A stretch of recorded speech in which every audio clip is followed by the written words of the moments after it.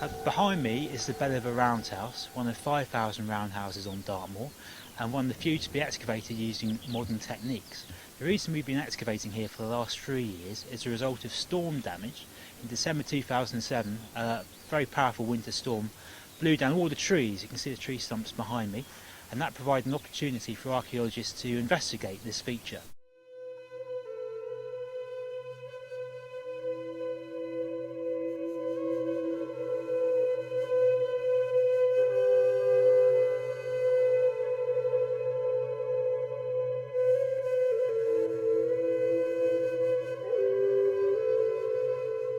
And underneath that we started getting into structural features like a ring of 11 post holes, and the post holes yielded charcoal which gave us a radiocarbon date of 1600 BC, which places it in the middle of the Bronze Age, this roundhouse, about 3,500 years old.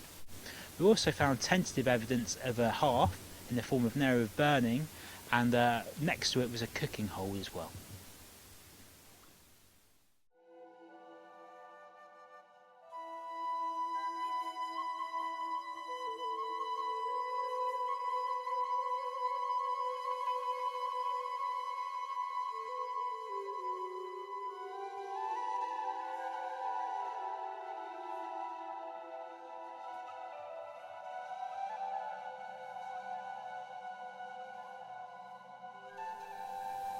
This is one of the pieces of pottery that was recovered from the excavations of the roundhouse. It's one of, in fact, over 150 pieces that we found, and those 150 pieces actually make up probably about 16 whole vessels, and it's of a type called Trevisker ware.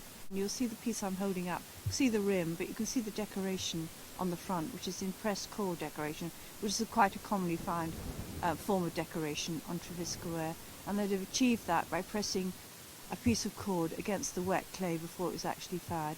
Trevisker ware is the most commonly found pottery in the southwest, dating to the Bronze Age, so we think this piece is actually 3,500 years old. And it's probably just had everyday use, domestic use, would have been used for drinking out of, eating out of, or maybe even cooking in. And it's this type of pottery that Joss Hibbs is trying to replicate down at Powdermills Pottery.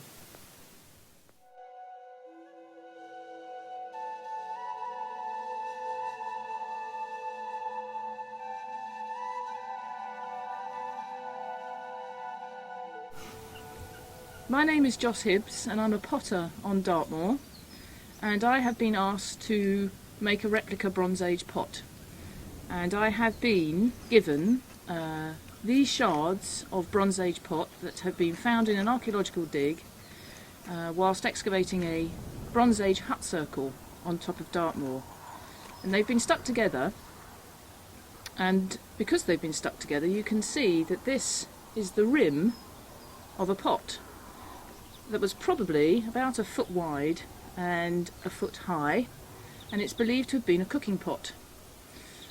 So my job is to replicate the pot that these shards would have come from. The clay that this is made from is an estuary clay, and that within it there is a gravel, and the gravel is the sort of gravel that you find alongside all the Dartmoor streams, and it's known as groen locally. So the first thing I have to do is to find the right materials to make the pot from. And once I've found that material, the next step is to make a pot of similar size and shape, and obviously I'll be guided by the archaeologists for that. And then last of all I have to fire it, and it's going to be fired in a bonfire.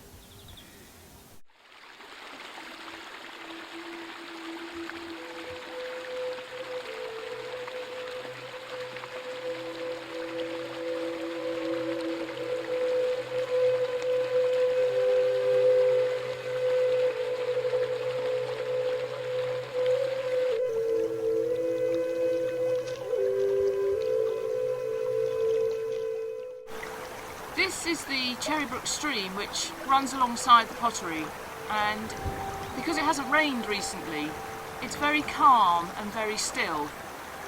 But when it has rained and the waters are higher, it carries this river gravel from upstream, up in the hills of Dartmoor and along, and when it floods it deposits the gravel all the way along the riverbed, and particularly on the sides here it's piled up.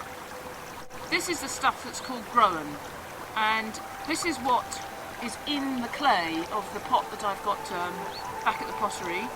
So I'm collecting this so that I can make a clay that's very similar to make the Bronze Age replica pot.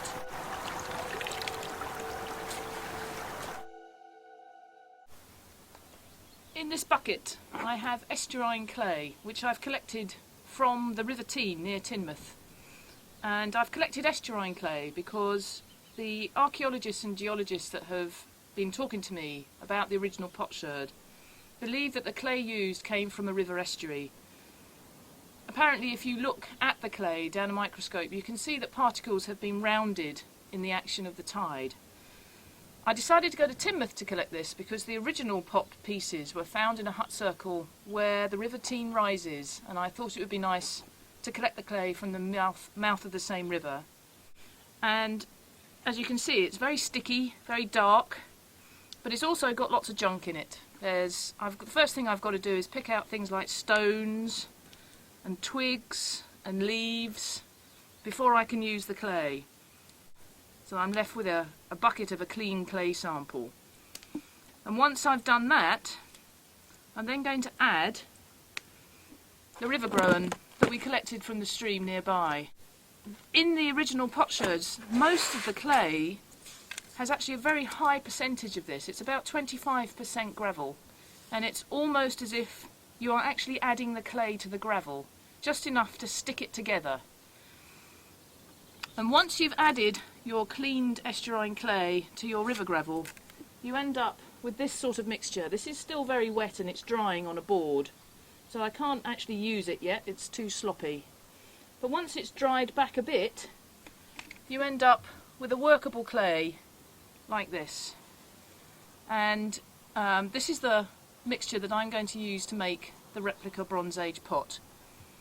I've taken a little splodge of this and left it to dry, absolutely bone dry, and I'm quite excited because this looks quite accurate. If you put this next to the original potsherds, this obviously hasn't yet been fired, you can see that it's a very similar mixture to the original clay mixture that would have been used by the Bronze Age maker.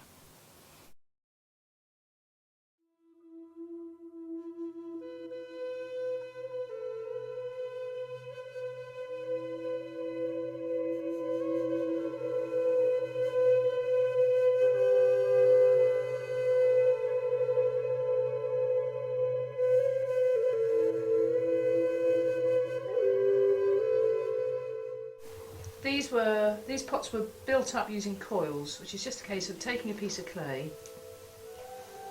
rolling them into a sausage. Once you've got them to about that size, they were flattened and then added onto the clay. The coil is stuck onto the base, melding it into each other. Okay, so it begins.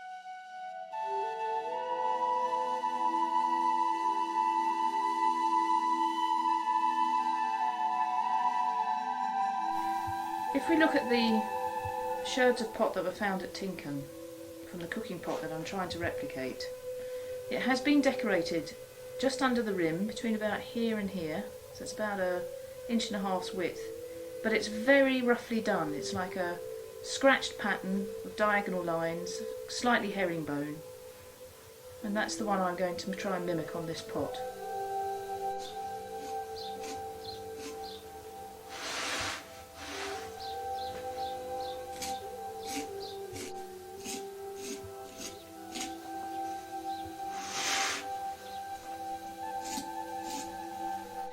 In chatting to the archaeologists, the shape of pot that I'm aiming for is a pot that's about 30 centimetres tall and 25 centimetres wide, with a slight belly in the wall. As you can see from the sherds that we have been given to work with from Tinkham, the rim has been very carefully shaped, and you can almost see the finger marks of the maker shaping that rim.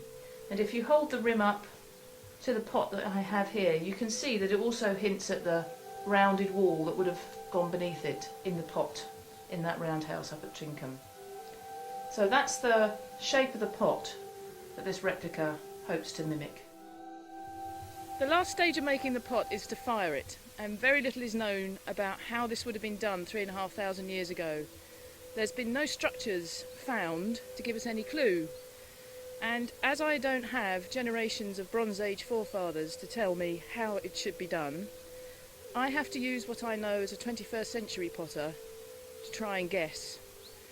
And I do know that the most dangerous part of the firing for the pot is the first part, because until the pot reaches about 600 degrees centigrade, a flame cannot touch it. You can heat it, but you can't put it near a flame. So what I have done is I have built a collar out of turf, and inside is the pot.